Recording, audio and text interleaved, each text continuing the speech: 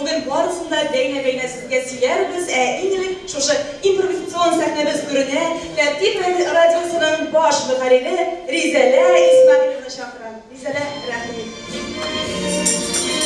Assalamu alaikum canlarım. Barımızga da bek zor rahmet. Bizning şuşunday şadlıklı günümüzni ortaklaşırga dep düşenbe günni bu yıl oңuшлы болды. Чөнки яңадан туган сабыйны каршы алган кебек без сөенеп, тәртипле булып кирдек өр-яңа елыбызга. Моның өчен чын күңелдән президентыбыз Рөстәм Нургалиевичка рәхмәт әйтәсе килә. Халыкка ул бик зур бүләк ясады. Бу инде әллә ничә мәчет салдырганнан да булайрак бүләк. Һәм аның бүтән идеяларын тормышка ашырган Әсгать Әхмәтулла Сафаровка бик зур рәхмәт әйтәсем килә. Һәм безне үз балалары кебек татулык саклансын өчен 4 ел буе Болгар радиосы аша безне Татарстанның бүтән почмагына җиткергән. Безне тәрбиядә теге йортка кертеп торган дип әйтеп булмый инде, безгә ярдәм иткән Әминә Илшат Юнус улына да бик зур рәхмәт әйтәсем килә. Теге ашаган белми тураган белән диләр, шуңа күрә авыр юллар үтелсә дә Аллага шөкер ахыры хәерле булды. Һәм тагын бер рәхмәтем тапкан ана түгел, баккан ана нигез салучыларга да чын күңелдән рәхмәт әйтәсем килә. Барыбыз да халыкка хезмәт иткәндә куелган көчләре әҗер-савап булып язылсын, алда рәхәтләнеп Аллага шөкер дип эшләргә язсын. Һәм иң олы рәхмәтем безнең бик зур бәхетебез. Без әйткәнемчә чын иманлы, мехрибан, шәфкатьле, безне бер сүздән аңлый торган коллективка килеп кирдек. Генераль директорыбыз Шамил Мөхәммәд булыр иде. Шуңа күрә менә шушы бәхетле мизгелебезне, шушы чараны башлап җибәреп, Сөзді де мен директорымызға, генерал директорымызға бересім келеді. Рахмет етіңіз. Так, медиа акционерлік жамғиятының генерал директоры Шамил Садықовасыз.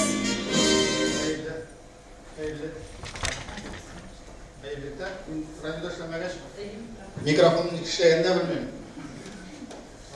Hayırlıkta millettaşlar, kollegalar, yaxşı Allah'a şükür Respublikamızda kıyınlıklar bulup qaramasdan qiyinliklarımızın içine tırak, aramızda üsüşle mümkünlük beredi.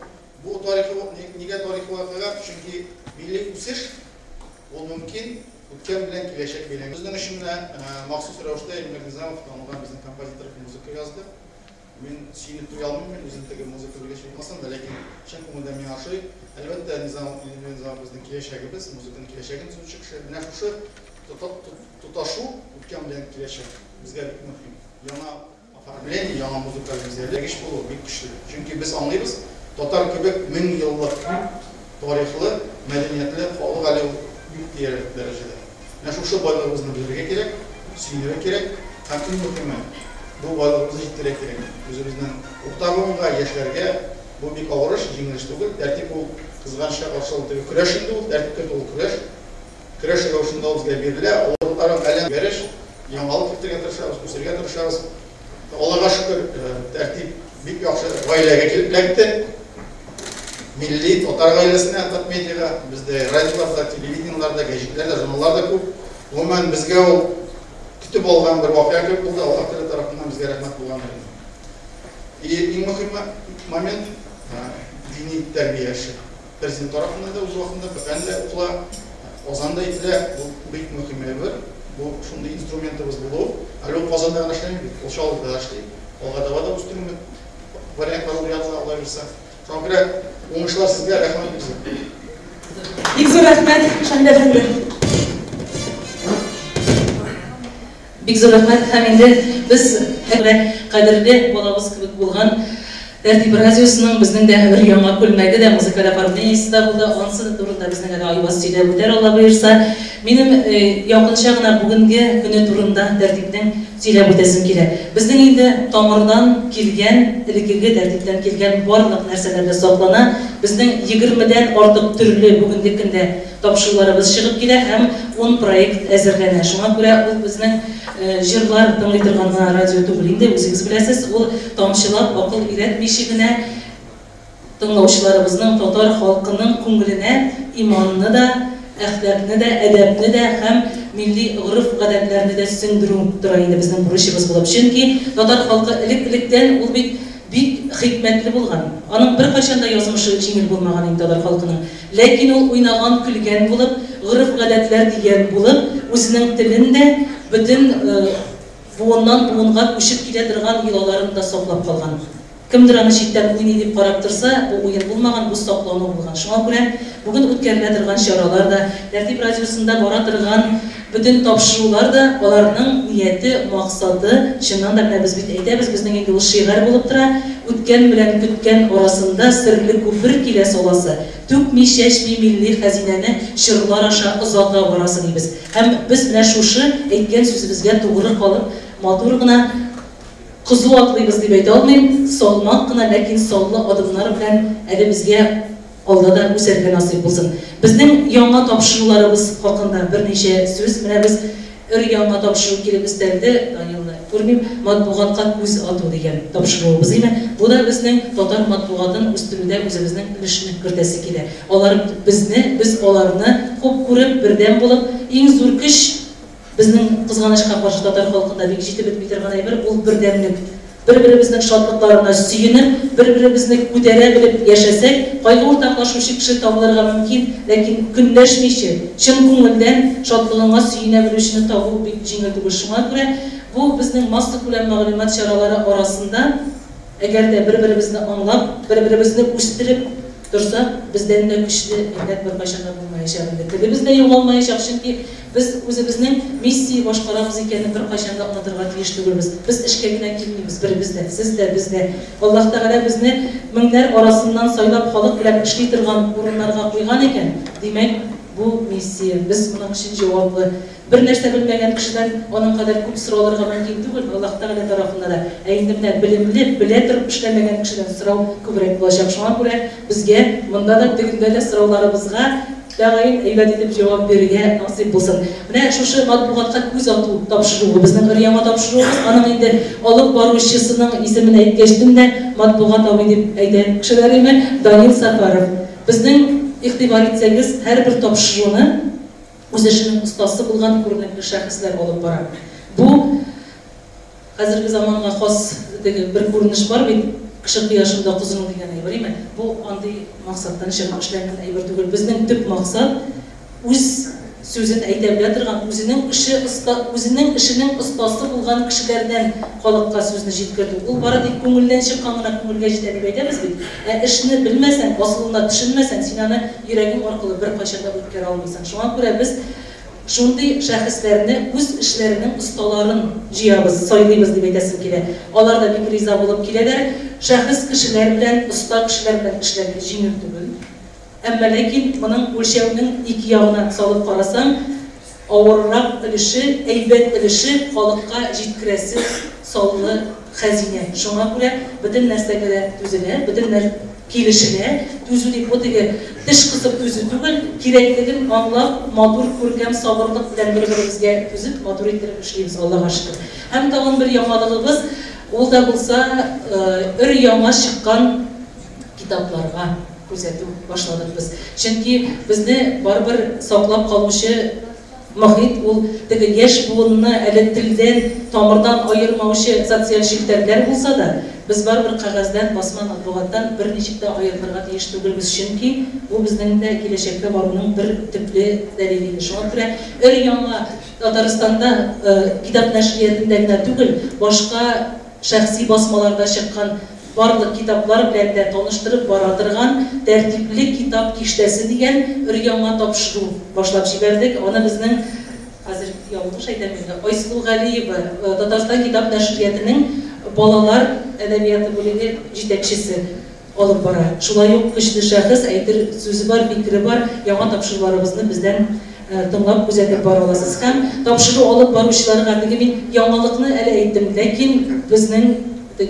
iski yanganı saklayıp aytırlar, ve iski dip aytasım kelmey. Tüplü indi şartlı kiraş yolun ötken, lakin tuttamagan tapşırı olup baruşlarımızın da belgili munda kayberlerinde, çünkü bizim ülkenler bit, men şu pandemiya şartlarında biz indi olarni korkunaç astına koyup, munda bütünüsünde jiymadık. Şuna göre Seyda Abbakov'unu barağızda bile, Celil Hazret Fazlıyev'ni barağızda bile ruhiyat tapşırığını alıp barışlarını, Nayla Bayyahi'nin qabatlanmasınlar, Laura Paşakirjanova Galicenep Teatr tapşırığını alıp bara, onlar eli de devam ederler. Eydemit, 20'den aldık tapşırığı. Emine bugün munda kelgenler arasından Ayrat Abi Hatmulla, Mühacirler tapşırığını alıp barışı.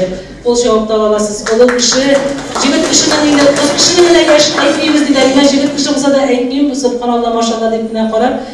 Biz hem Ruşaniye Hanım Minulina, iyi kozan, dertli kozan, mınglı kozan, şulay yok. Onlar ikisi de bütün Tataristan'a kelgen konaklarını Tatariston tarixi bilan tanıştırıp yürüyüşler, alар ekskursavotlarda. Hem indi olar şuna göre bilip, bik ötemli etip çektireler bizlerinin tapşırıların. Hem bizning o'zimizning kollektiv bilan tanıştırıp ötesim kele. Bizning tapşırığı alıp baruşçılar o'zimiznikilar tugul degan so'z tugul. Aydar, unuttum, mana bizning Selamat bo'ling tapşırığın Aydar Qaliyullayevning televizor qarovchilar va bik yaxshi tanish. Biz Allah bersa haligi tapşırıqda devam edecekmiz. Hem bugünkü günde bizning tapşırığını bitini kelib ishlaylar, değil mi? Lakin tüplep o'tirib ishlaytirgan bizning komandamiz var, Allohga shukr. Jurnalistlar kelgandan so'ng komanda deb söyleysiz, 5 kishi komanda bularmı endi biz ko'p kishi deb bilib kelganik degan so'rovlar bo'laymi? Lakin mana 4 yildan ortiq bir o'zingina yurgandan so'ng 5 kishi u bek ko'p. Bek ko'p ham chindan da sınalgan, endi bu ilekten o'tgan shin kishilar deb aytasim keladi. Eng birinchisi, mana biz birinchi kundan beri birga ishlagan, tartibga birga kelgan, muslimdan ko'chilib kelgan tartib uchun. Hozir tartib yong'odan qaytqachdan Sholladan kelib Qozonga ko'chib kelgan Layla Yalalova Kimaziyeva.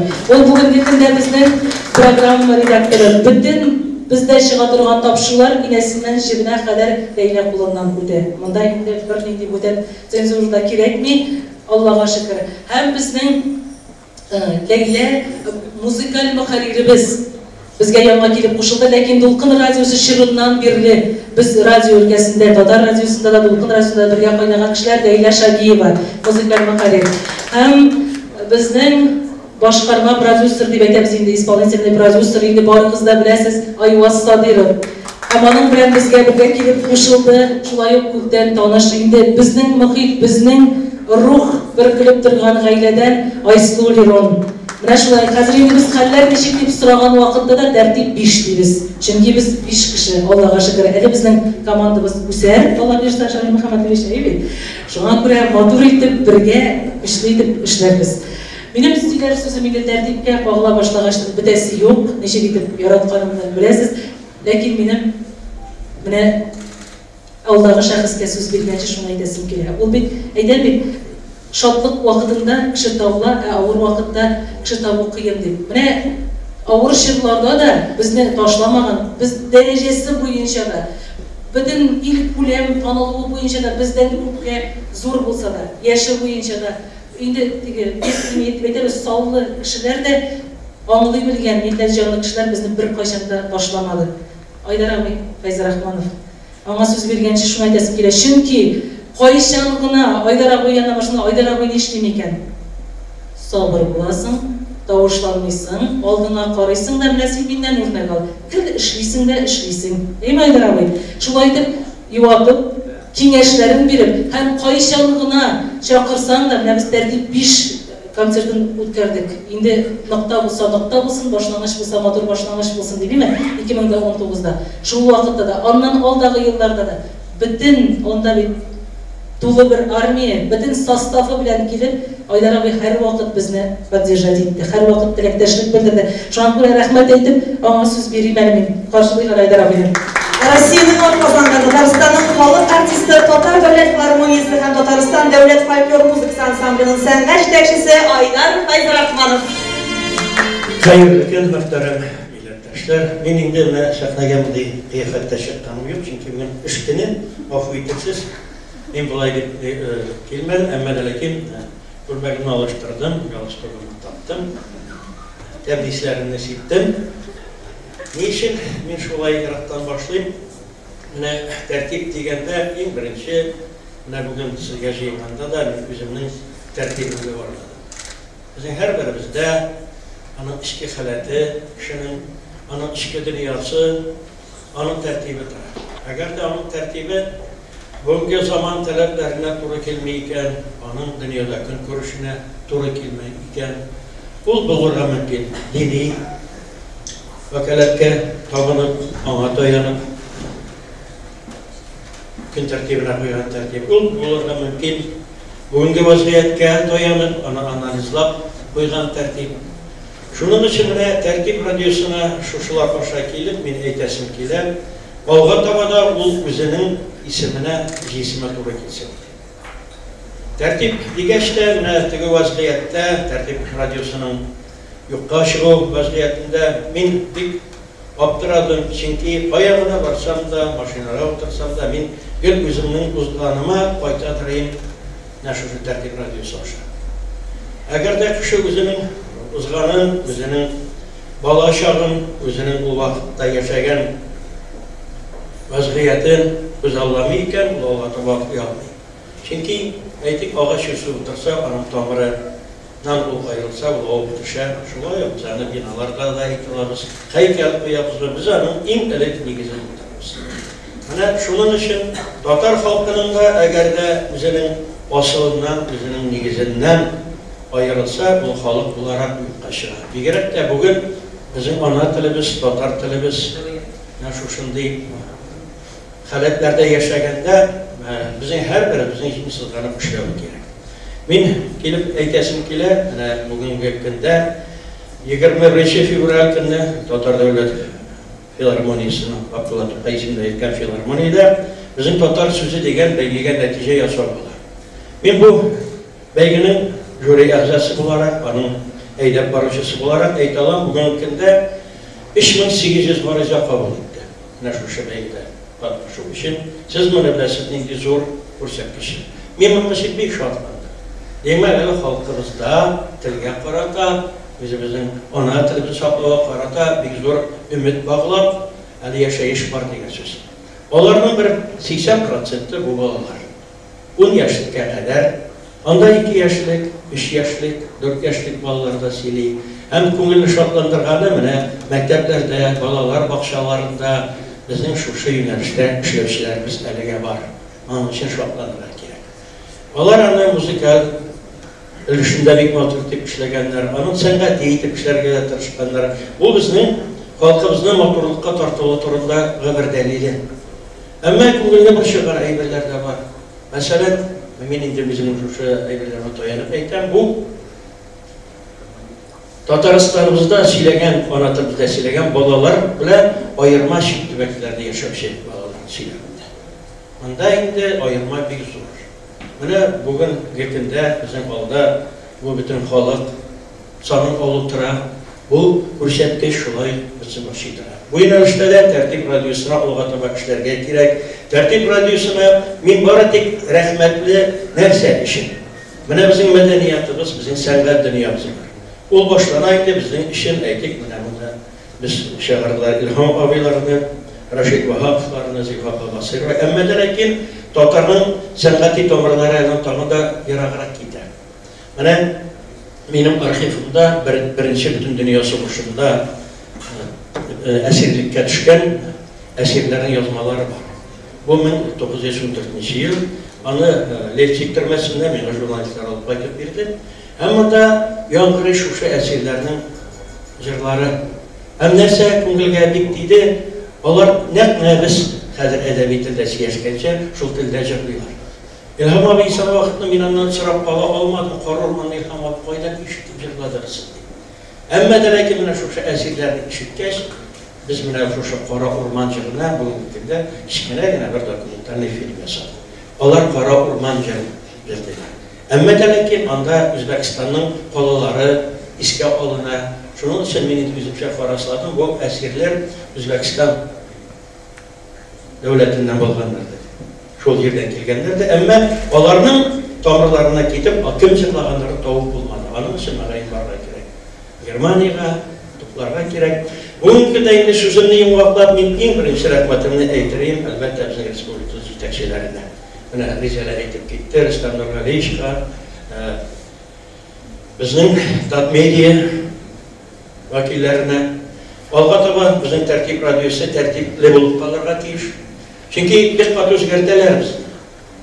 Özgeriş zilleri gelip Tertip Radyosu'nun bütüne özgertip taşlamasın idi diyen bir şuumda var köngülümde. Çünkü tamam bir kat eyten bizim asılımız Tatar bulup, bizim ehennimiz Tatar bulup kalırga tiyiş. Bizim televizde de, bizim jırımızda da, bizim edebi eserlerimizde de, bizim şehriyetimizde de, min elbette kiçkine teleklerim daha var. Min kübrek şehriyetlerini, Bayrat Arslanıf'ın şehri yolları, Fezi Yusuf'un, Ezeli Yahudinlerini, onlar elegekinde elbette bitirisinde işler bitirip bulmaydı. Çünkü Tatar halkında bir mekal var, aşağıdan bilmeyi durağan bileni. Rizale bir zor olmuşlar dedim benim sana. Sen bulmasan, ben bugün günde başlayıp Tertip Radyosu'nun bir tane eytirgede gerek varmış olsun dekadetteyken. Respublika kolemindeki bizim kişilerimiz işitsin için. İştekçilerimiz işitsin için. Hem şuna göre varımızın bütünümüz bir bulup matur edip yaşayanda, ben bileyim biz zor olmuşlarga. Ondan diğer herlerinde ben göremsin ki 85. yılının ufak havasında konsert bergenden soň Talgat Tajiddin kelip kirdi bizning sahna ortuna. Kelip kirdi da yigitler bir zor rahmat sizga. Siz bizga qaraganda da xalqimizga ko'proq xizmat etasiz dedi. Mana bu Talgat Tajiddinning og'zidan eshitgan so'zlar. Shuning uchun amma lekin bugungi vaziyat o'zgardi. Dinimizda bekmiq motor harakat bilan bora. Shuning uchun bizga har birimizga jurnalistlarga as-sinada sen sport dünyasında, Tatar küreşin dünya kolemde çıkardılar. Her birimiz kimdegine atıp gitsek de biz bu yönelişten motor gidip işlerine gidiyoruz. Eğer de ruhsat etseniz sözümü tamamlap, sizin her birinize rahmet olmuşlar dilep, ben kiçkine bir şey silap getireyim. Çünkü 33 bin var günde, ben 66 yaş dolar. Raul Feyzul'un Dikkatsiz yaş bu. Hem zamanlar birleşik Aydar Fayzrahman, Aroylavi Fayzul'un hem Aydar Fayzrahmanov'dan icadına dayanan kichkina motor shunday konsert taqdim etamiz tomoshabinimizga. Kelegesiz. Aytirsiz Aydar press konferensiyada bo'lganda shoqirman. Moskvalaringiz bilan ismingiz bilan. Rahim etamiz. Daraja deb ataladi. Royal Fayzul'ning shahri. To'g'anoq deganda Öz aldığında yurtimizning bir darajasi ura bu yoqqa qaray turgan. Oshilmalisi zangar ramlisi. Malay shaqtamdan ko'pmi vaqtni mufiqlardan izlab olib botirlarning shavlasi. Xatirimda bir maktabdan qaytib barliq biyog'iga Көрші қызы ісімін yazdı. Аты білейді. Қаушы. Шақты еллар өткеш бұл тәрізеді менің үшін ең зор әне, дәу әненің соңғы тапқыр езуін көрді. Пиялаға ябышыр, пикөз гүл янында заты қалды мен кеткенде. Езі sarı yaprak gibiydi. Hazır oluyor köpten yok mende. Derecede sabişe hıyalı şekilli köpte çelpereme gelgendir. Turgan saylı haman yaşırak göz aldığımda şul bir derece zenger kök fonunda turgaylar katında. Dengiz damanları içinde de, kırlarda reşeler üstünde de. Haman da şul, doğan yurttan derecesi. Ura bir yakla qaraytırgan. Açılmalısı, zenger, ramlısı. Rahmet. Qozog'istondan xalqarası Aydar Fayzrahmanov, bek zo'r rahmat Aydar aka. Albatta birga shunday ishlarga nasib bo'lsin. Mana bizdan kichkinagina bir uzr deb qabul etdingiz, yaqinlashib kelishib turgan kunlaringiz bilan bek zo'r rahmat. Chin ko'ngildan chindan da ilishlar xalq bilan xalqqa mana bizning borlig'imizni butun chet tibaklarga da ko'rsatib, ana nindi darajada ko'rsatib yurishlar. Shunga ko'ra Alloh taolo sog'lik, uzun umr bersin Aydar aka. Butun Xalqqa narsa yetkirga yozgan shularni sog' salomat kelish, ko'nglingiz qo'shgancha yetkira olirga yozsin. Oldida birga bo'laylik. Bek zo'r rahmat. Ham mana aytdim bek bizda topshirishlar ishlar bek ko'p deb yolmayib qarab turaman bunda deb aytmaysiz. Sizning bilan bor qizni da qizlari, yigitlari bilan rivoyat turkumi bilan kelib qarshi olgan Ruslan Gabitov shulay u bizda rivoyat topshiruvini olib bora. Necha yillardan beri o'g'illar tarixida borisida shulay elchilar Aydar abining o'quvchilari desak da bor, davomchilari. Ham bizning aytaylik, Gulfema Muhammad Garayevimiz bor. Bek kuchli topshiruvlarni Dil degan daryo bor, Soq Ravshan kuzgi, Sobiga, tog'in nendiyadi, avvalgi jillar bo'yicha bizning Nayla Bayahidan aytdik. Esga tushgan bir aybatlab motor etib aytib borimiz, chunki biz sport topshiruvini mana Razik Sabirov bizning eng birinchi boshlovchisi onun Atlas Aboy G'afiyatov bo'ldi. Ala oldida davom etamiz, chunki tartib birinchi ochilgan vaqtda onda tavligida 5 soat sport chiqarib tegishli. Biz narsa ishlarga bilmaganda yordam qo'li suzuvchi ul Atlas Aboy bo'ldi. Chunki Tatarning botirlarini qozib chiqardik. Butun jig'an to'plagan materialdan biz botirlar topshiruvlar ishladik. Joyi topildi, Tatarcha gimnastiklar yasatdik. Ertangi gimnastika, kunduzgi aql gimnastikasi, ulkanlar gimnastikasi, ofis gimnastikasi, degan joni tilagan jilonliklar o'xshagan deb aytadilar. Tilagan ishroqda любой degan qarshilikli masalani da shashakka aylantirgan bo'lar. Shunga ko'ra tilaklarimiz, umidlarimiz bir qachonda so'nmasin deymiz. Shirli davom etamiz do'stlar. Sahnamiz Qozog'istonning qozongan artisti Mansur Vag'izov.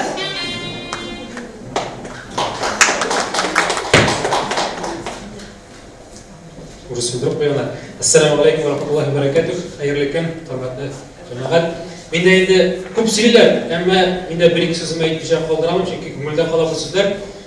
Мен 3-4 ел енді ғұмырмен машина барғанда радио тыңламайдым. Çünkü өзіңіз білесіз, бүгінгі күнде уәзілет шындай, татар тілі болған радиолардағы бүгінгі күнде ақшаға табынып, яшай тұрған заманы. Бұл әлбәттә, мен өзімнің репертуарда 70-80% ретро халық жырларын яңарту үстінде эшләгәнгә күрә, безнең жырлар менде алар туры килмәй, безнең контент нигә инде репертуарга дип дигән кире булган барганнар булды. Мин соңгы елларда дини юнәлештә эшли башлаганнан соң дагы җырны җибәрәм. Менә шундый җыр бар дип. Юк, бу безгә туры килми дип әйтәләр.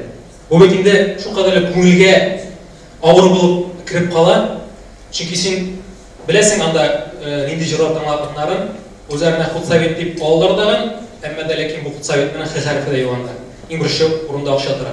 Шуңа мен Аллаһ Тәгалә рәхмәте, шушы тәртип радиосы булганнан соң инде минем машинада ул избранныйлар янында тора. Шуңа күрә шушы эшегезгә тугры булып, алдагы елларда мотор итеп бергәләшеп, халыкка хезмәт итеп яшәргә насип булсын, иншаллаһ. Инде бер җыр бүләк итәм.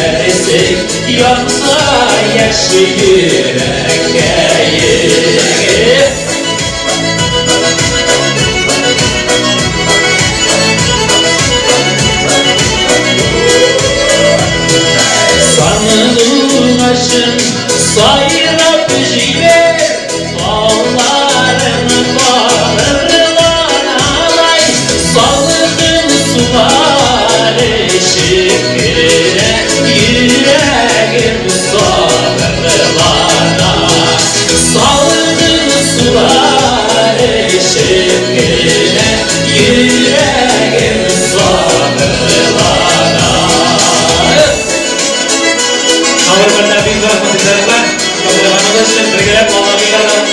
kasih.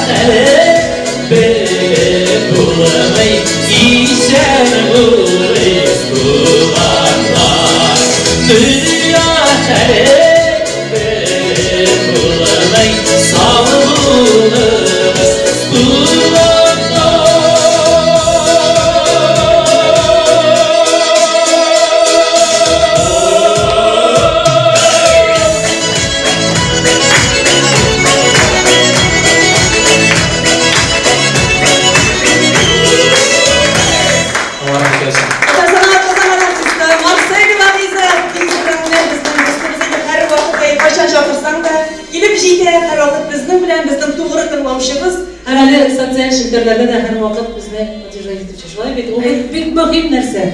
Şu an göre bir zor rahmet varsa. Yani konullü meclislerden de konullü şeralarda aşıraşı o bir zor bahri dini camilerim. Songu vaziyetten çıkıp bir girekler. Şu an göre kıl şunday matur şeralarda aşıraşı rayasın. Şulay bizim dostlarımız bir köp şartlanamız. Yani bugün işinde kilüşler hemmesi de bizim dostlarımız. Şulay bir hem de tağım bir dostumuzla yakın dostumuzla birlikte yaşasınız kile. Aile meşrinin imam Fatih Rüstem Hazret Hayrul'un birlikte rahmet ediniz.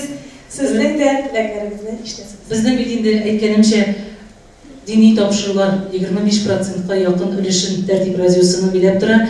Şul tapşırılarda ülüşün kirte bizden hazır diniye nazareti de diniye nazareti bilen birlikte bizden meşitlerimiz tarihi diyen bir yama tapşırı başlandı. Yama tertipte hem indi gıybretli kıssalar, hele olda dağın bir köp tapşırılarımız bulur.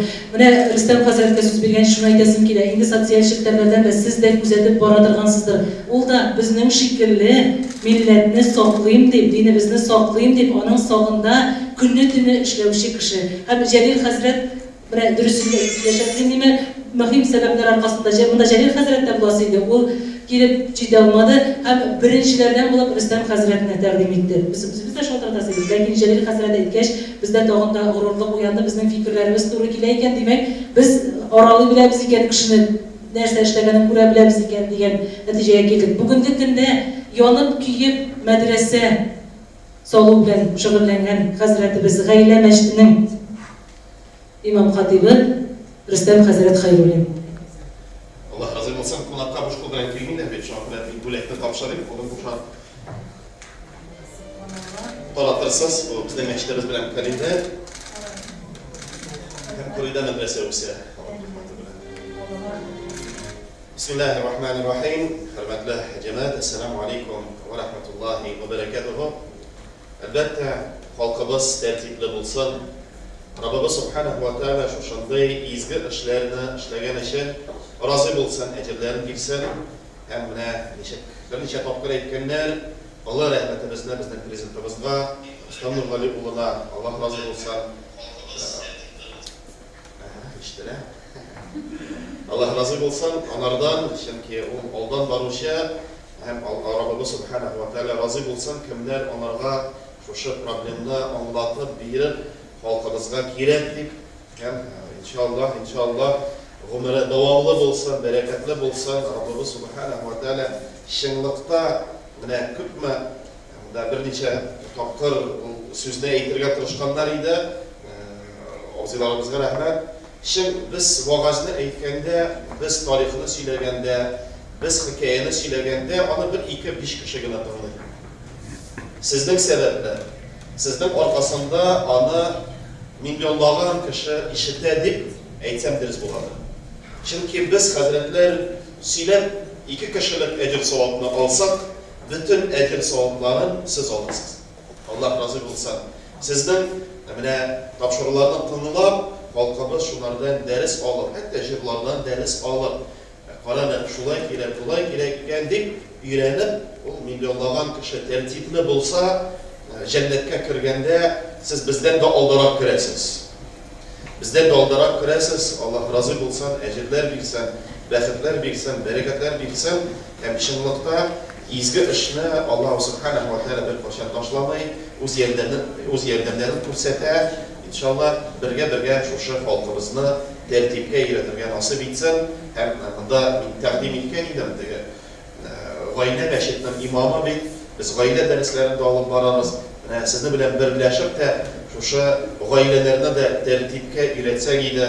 Kim gayneni kırmagan kırsınlar deyip, kim ayrılayım miken, gideyim miken, sabır bul, tırır deyip, Кім әлі бала әлі иртәрәк, әлі карьер тегісі болса деп, бала тап деп, менә шушыларын біздің ғұрып әдетлерін бірләшіп еретірге насып етсен дейді Рабба. Раббымыз Алла разы болсын, әдетлерін дейсін. Бик зор рәхмәт, Рустам хәзрәт. Бартан сәхнә безгә Венера Шәмиеваны дәшәбез. Кадер кичә җыры белән безнең сәхнәбез түрендә ул Венера Шәмиева.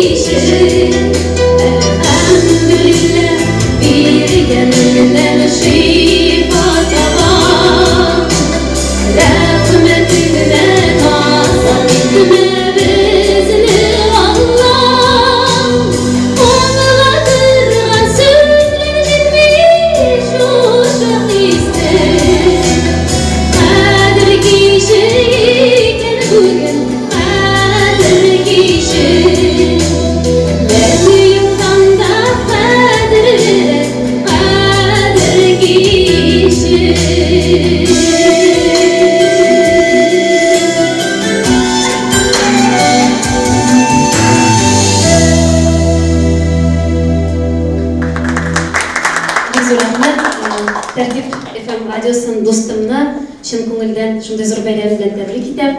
Мен аны достым дип йөртәм, тәртип FM-да мине үзенең достыдыр дип йөртәдер дип уйлыйм. Динебезгә, милләтебезгә, илебезгә файдалы эшләргә насыйп булсын бергәләп, Алла бирсә. Амин. Бик зур рәхмәт, Венера Шамиева. Рәхмәт, якынлыгыннан да. Достар, бу безнең җыелуыбызның төп сәбәбе әлбәттә презентация.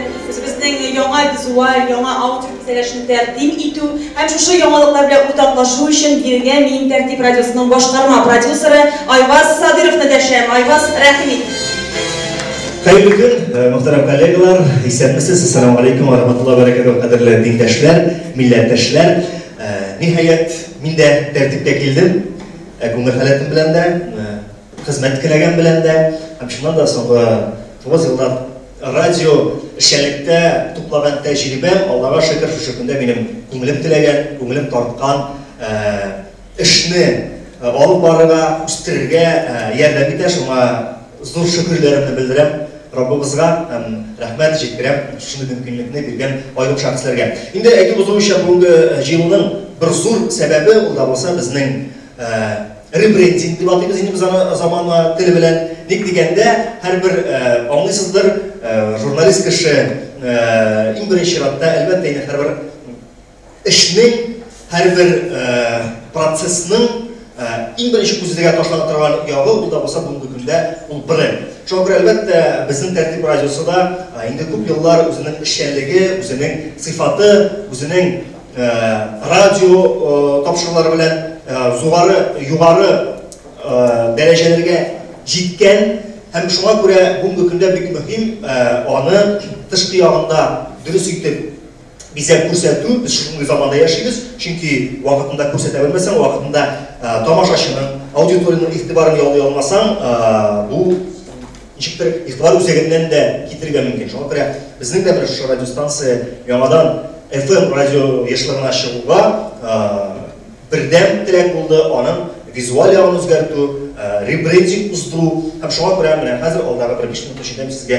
кыска гына әйтеп, үзебезнең ребрендинг турында, һәм аның эшләргә турында сөйләп узармын. Аңар ши искә төшереп узыйк безнең логотипның тарихын.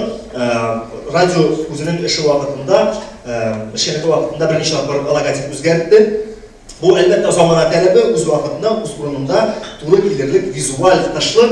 Шуңа күрә менә игътибар итсәгез, 2008 елдан алып, менә быелгы елга кадәр ул 3 тапкыр үзгәрде.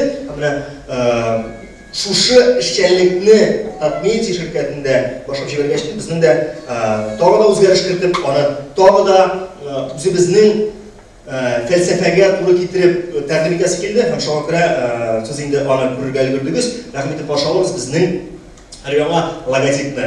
Тәртип радиосы дип язылган матур күркәм логотип. Һәм әлеге логотипның игътибар иткән булсагыз, барлыкка килде үзенең символы кош рәсеме. Әлбәттә бездә татарда кош ул җыр билгесе, моң билгесе, сайрар сандугач дибез. Әле шуңа өстәп безнең радиостанциянең эшчәнлеге дә нәкъ татар халкының иң асыл җырларын, әсәрләрен тарату, халыкка яңгырату. Шуңа күрә кош белән аны тасвирлау ул дөрес дип саналабыз. Шуңа өстәп әле кош ул тынычлык билгесе дә безнең радионың фәлсәфәсе, идеясы ул бар җиһанда, безнең Татарстанда, илебездә татарлар арасында тынычлык булдыру. Шуңа күрә Нариза апаның яратып әйтә торган сүзе бар. Кош ул тыныч җирдә генә ашаган сайрый ала. Шуңа күрә безнең дә шушы тынычлыкны булдыруга үзебезнең өлешне кертеп, аны тагы да ямьләр өчен эшлисебез килә. Әлеге кош игътибар иткән булсагыз, ул безнең милли орнаментыбыз, ләлә чәчәге өлешендә керткән, нәкъ кошның канаты татарның иң танылган орнаменты ләлә чәчәге. Безнең Татарстан гербында да әлеге ләлә чәчәге урын алган. Чөнки ул яңарыш билгесе, безнең өчен бу бик мөһим иде. Чөнки радиостанциянең да үзенә күрә яңарыш чоры, татарларның яңарыш чоры. Без менә шушы фәлсәфәне үзебезнең логотипка кертәсебез килде. Һәм әлбәттә инде менә тәртип дигән сүзне дә аерымрак карасак, һәрбер әйбергә без һәрбер язылышка үзенең фәлсәфәсен кертергә тырыштык. Тәртип сүзе гөл очышта алга карап тора, һәр вакытта да омтылып, яңа үзгәрешләр, яңа үсешләрне үзенә генә түгел, барлык татар халкына өндәгән сыман. Һәм хәрефләре дә нәкъ тәртип сүзенә туры килерлек, тәртипле, матур җыйнак.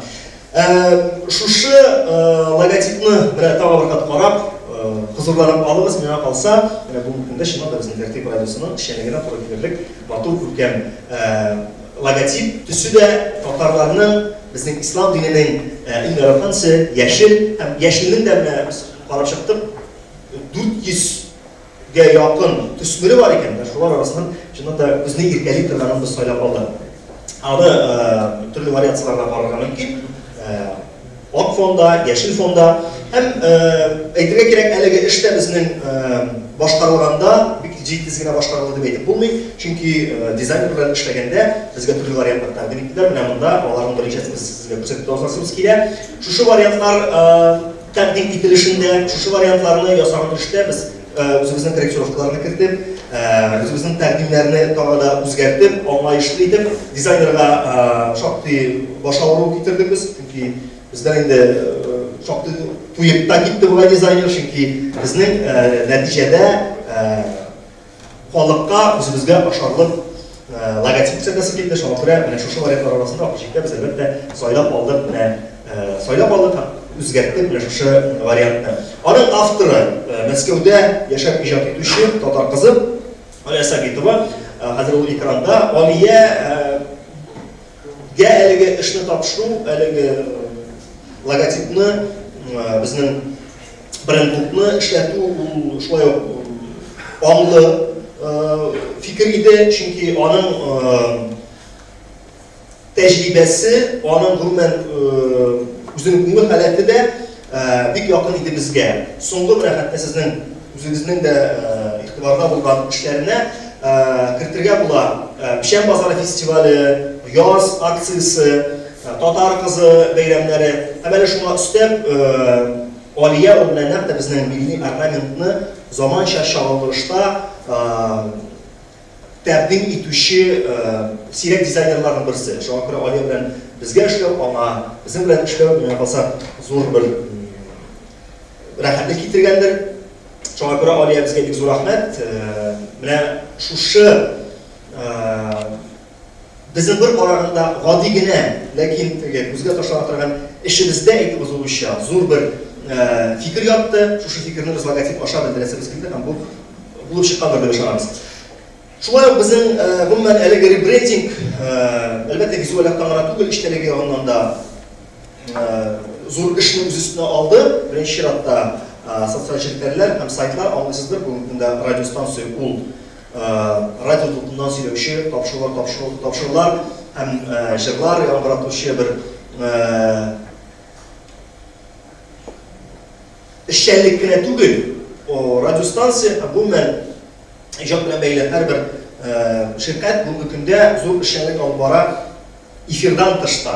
Җәмгыяви булдымы ул, концертлар форматында, фестивальләр форматында булдымы ул. Һәм менә бүгенге көндә бу үзенә күрә бер замана тәләбе. Әгәр аның эштәлеге, тапшырулары, җырлар югары дәрәҗәдә булса, аның тышкы ягы да һәм теләсә кайсы вакытта мөрәҗәгать итеп була торган инструментлары да аның үзендә булырга тиеш. Шушы инструментларның берсе сайт. Әлеге сайтның домен исеме дә хәтта безгә яраклы итеп сайланды. .tatar, бу соңгы елда безнең Татарстанга бирелгән домен исеме, беләсез, бик сирәк сайтлар әлегә аны куллана. Ләкин алга таба татар сайтларының барчасы да шунда булыр дигән ышаныч бар. Тәртип.татар сайтына кирип, сез безнең радионың соңгы яңалыклары белән таныша аласыз. Әлбәттә инде әлеге сайт аша FM булкында тыңлый алмаган милләттәшләр, дөнья күләм милләттәшләр араларында тыңлый алар. Һәм шуңа өстәп безнең булдырылды хәзер утыруда соңрак сөйләрмен.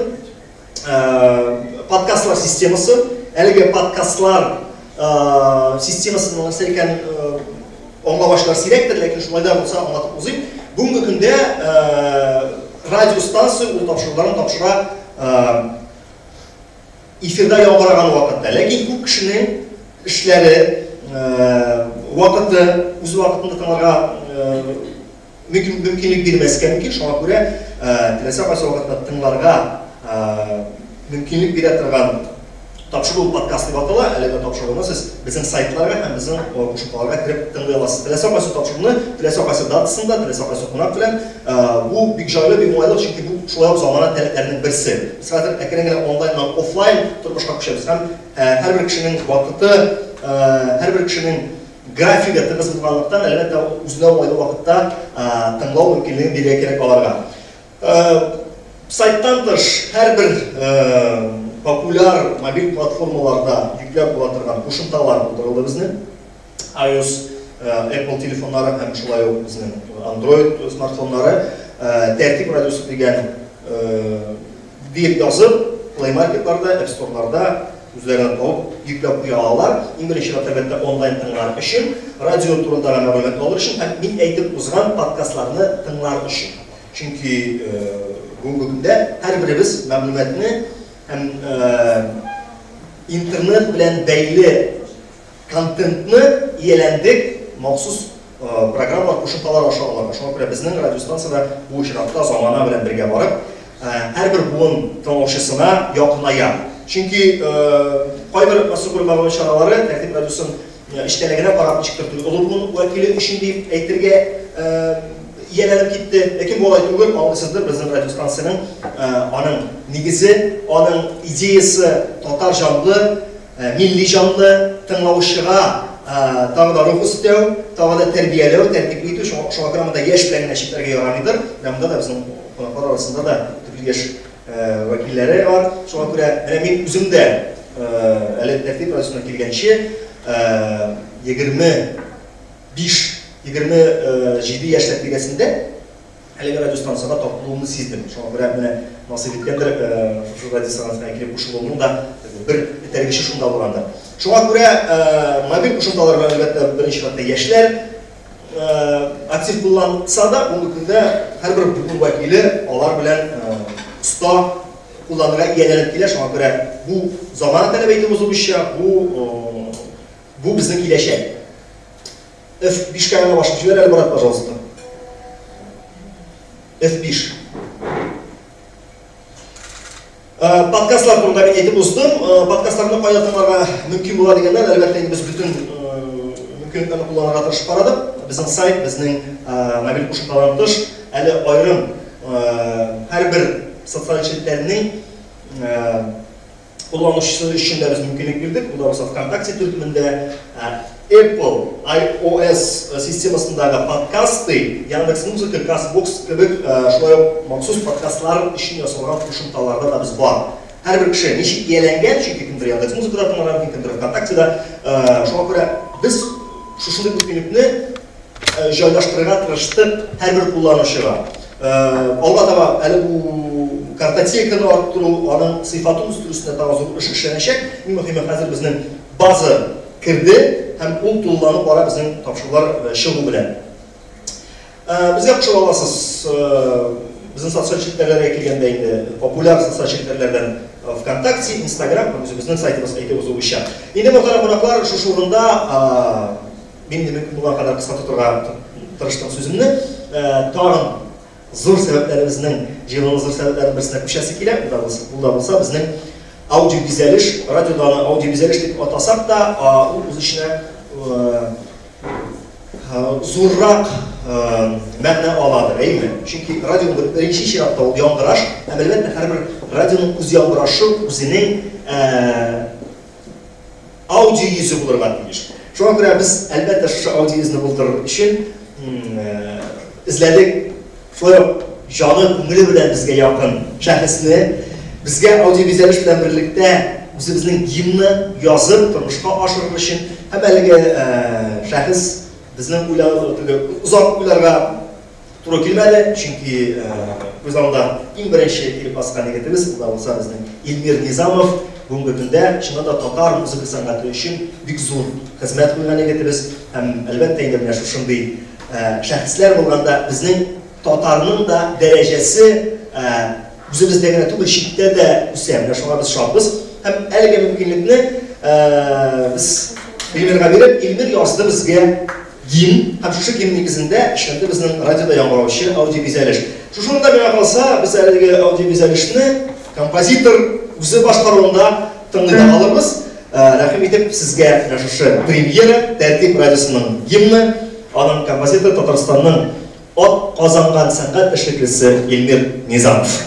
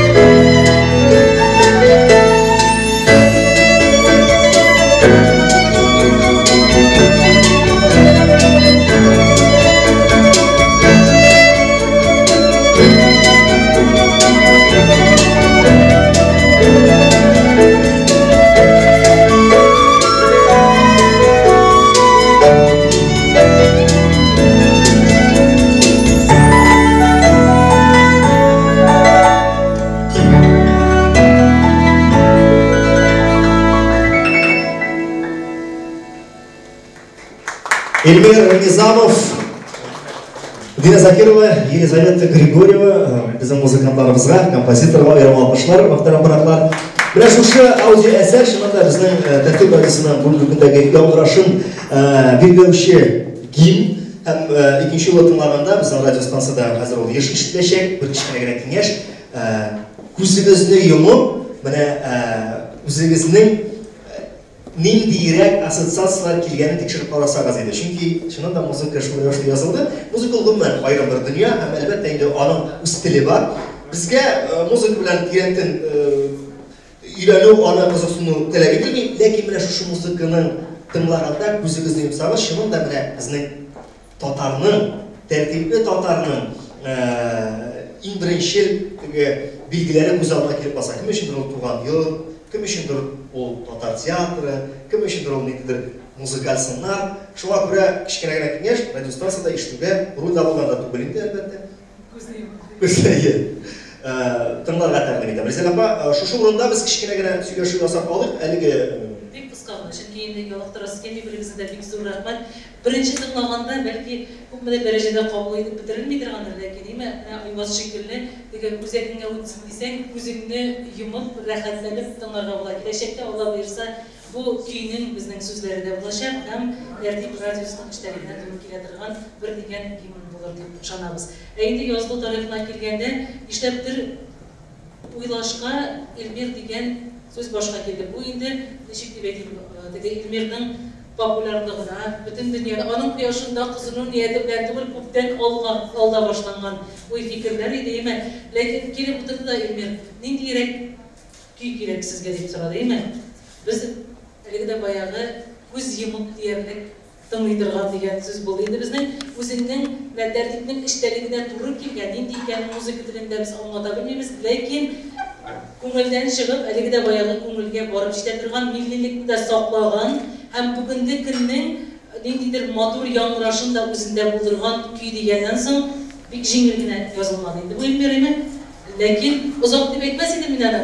Уйланып, тирәндән башта кисәкләп язып карадык, ләкин болай булмый дип әйтмәр аннан соң тоташ бер матур көй язды. Менә әзмә үзем дә шушы көй турында әйтеп китәбезгә. Беренчедән мин чын күңелдән котлыйм тәртип радиосын шундый яңарыш белән, шундый ребрендинг белән һәм минем кичкенә өлешем монда булса да мин шуңа бик шатмын. Шуңа күрә ничек радио бит ул кешенең менә ничек музыка ул менә без кино карыйбыз, без музыканы ишетәбез дә кебек бер яктан, без аны күрмибез, ләкин минем өчен музыка ул менә кинодагы һава һәм менә радио ул ишкына безнең тормышыбызның шул һавасы һәм моңы һәм мин әйтәм, күпме мин үзем булдыра алам, күпме мин үзем эшли алам, әйтәм шул моңны, шул әһәмне тутырсам, мин бик шат булыр идем дип, менә шул хисләр белән, шул теләк белән мин радиога килдем һәм аннан соң менә шул музыка туды һәм ул музыканың төрле вариацияларын сез ишетә алырсыз дип уйлыйм мин радиода һәм озак яшәсен. Тәртип FM радиосы озак яшәсен безнең милли музыкабыз, озак яшәсен безнең менә шундый чиста һәм пак эшләребез. Шуңа күрә рәхмәт сезгә менә шундый мөмкинлек өчен. Рәхмәт менә сүзен бүлдерәм инде. Төрле уен кораллары куллануында итеп китәләр. Чөнки монда бик күп уен кораллары кулланыла. Тәртип дигән шундый минем өчен әлбәттә ул милли музыка бер яктан һәм икенче яктан классика музыкасы уйма килә һәм менә бу музыканы язырга вакытта да күп төрле уен кораллары менә хәзер сез фортепиано һәм флейтаны күрдегез һәм ишеттегез. Анда безнең гитарада, трубада, саксофонда мин менә күпме музыкаларны беләм. Барысында әйтәм, килегез әйтәм миңа кичкенә генә өзекләр уйнап киттегез һәм менә шулай ул музыка туды. Шулай. Мәскәүдән килгән музыкантка да уйнарга туры килгән менә насыйп эше. Шулай. Без менә ул эш ничектер параллель барды Алтын Казан белән һәм анда бик күп чакырылган музыкантлар иде һәм мин махсус бер бик шәп саксофонистны Россиядә бердән бер бик көчле саксофонист Мәйтәм Сидхар мәйтәм менә бер кичкенә генә әсәр уйный аласызмы юкмы дип уйлады бик теләп һәм менә шул музыка саксофон яңгырашында ишетсәгез радиода менә белеп торыгыз шул музыкант махсус тәртип радиосын шуның өчен яздырды ул. Шулай. Бик зур рәхмәт. Сезгә бик зур рәхмәт, уңышлар һәм алда уңышлар телибез. Милли рухта менә шундый безнең халык күңеленә үтә торган әсәрләр язарга язсын. Алайса кемдер әйтә бит инде менә төрле җиңнәр турында, давыллар турында әйме татарлыгыбызны югалтмасак иделәр, ләкин мондый яшьләр булганда барыбер Алла бирсә яшибез әле. Өмет дигән сүз инде бу. Бик зур рәхмәт инде. Бик зур рәхмәт. Инде безнең шуннан да ким белән таныштырдык, ребрендингны презентацияләдек. Әйтәсе килгән яңалыкларыбыз шуның белән тәмам, ләкин сезнең дә сорауларыгыз бардыр, дуслар. Шуңа күрә менә Айбаз да, Ризалә дә сезгә сорауларыгызга җавап бирә. Редакторларыбыз да монда сорауларыгыз булса җавап бирәбез. Рәхим итеп сорауларыгызны бирә аласыз. Әгәр дә булса инде бит сорауларыгыз. Теләк тә ярый, без бит әле теге менә тоттык та эшләдек, бөтен безнең кыйбла дөрес, без дөрес юлдан барабыз дип үзеп кенә бер кайчан да әйтеп булмый, җиттән яхшырак күренә. Шуңа күрә бәлки нинди бардыр. Менә тәртиптә шулай да булса яхшы булыр иде дигән без бөтен нәрсәне дә кабул итәбез, тәнкыйтьне дә кабул итәбез. Шуңа күрә ялып торасы түгел, әйтегез я. Бүгенге очрашуында менә форматы махсус рәвештә шулай сайланды. Гадәттә без дигәнгән пресс-конференция форматында ниндидер бер кысаларда башлангыч сүзне әйтеп, журналистларга җавап биреп, ләкин бүген безнең менә шундый моңлы да, матур да, аралашуга да каралган очрашу эше килде. Урынны да махсус сайланды. Сезнең күңелегезгә дә хуш килгәндер дип ышанабыз, әйме? Шуңа күрә барбер сораулар калдырырга мөмкин. Шуңа күрә рәхим итегез, әлеге сорауларга без иктеләп җавап бирербез. Хәтта сораулар да белдеңме? Әгәр дә инде алар туарга мөмкин, әгәр дә ул сораулар туса, безгә мөрәҗәгать итәләр турыдан бер соңрак, чөнки теге илһамланып китергән мөмкин кеше бит. Шуңа күрә соңрак та сорауларыгызны бирибез, аларга җавап бирибез. Алайса без матур итеп кенә нокта куярга мөмкинбез бит шушы безнең очрашуыбызга и туган тел җыры белән бергәләшеп дәррәү җырларга тәкъдим итәбез безнең халкыбызның гимны белән тәмамлый әле бүгенге матур җылы жанлы очрашуыбызны дуслар. Әле очрашулар насыйп булсын, күңелле очрашулар насыйп булсын. Барыбызга да массып белән мәгълүмат чарасында эшләгән бүтән журналистлар белән дә без инде Алла буйса элемтә дә торабыз. Шуңа күрә бергә эшлик, матур иттереп.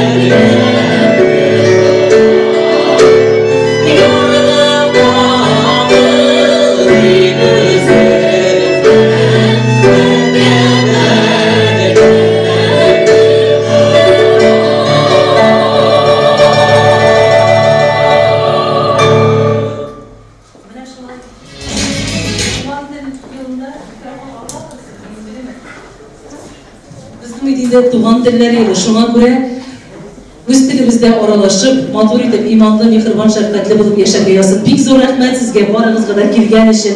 Һәм кызларыбыз әйтеп китим әле, кемнәр бүген безгә ярдәм иткән кызларны. Ул Татар кызы конкурсының быелгы финалистлары Ләйсән Билалова һәм Әдилә Хәмидуллина сезне каршы алдылар. Матур менә милли киемнәрдән кызларыбыз безнең. Һәм риваят төркеме, бүтән җегетләре кызлары белән аларга бик зур рәхмәт. Һәм безнең инде беренче ачылган көннән бирле бер генә мероприятиебездән дә калмаган, теләктәш, фикердәш тә булган талантлы кызыбыз Динә Закирова, аңа бик зур рәхмәт.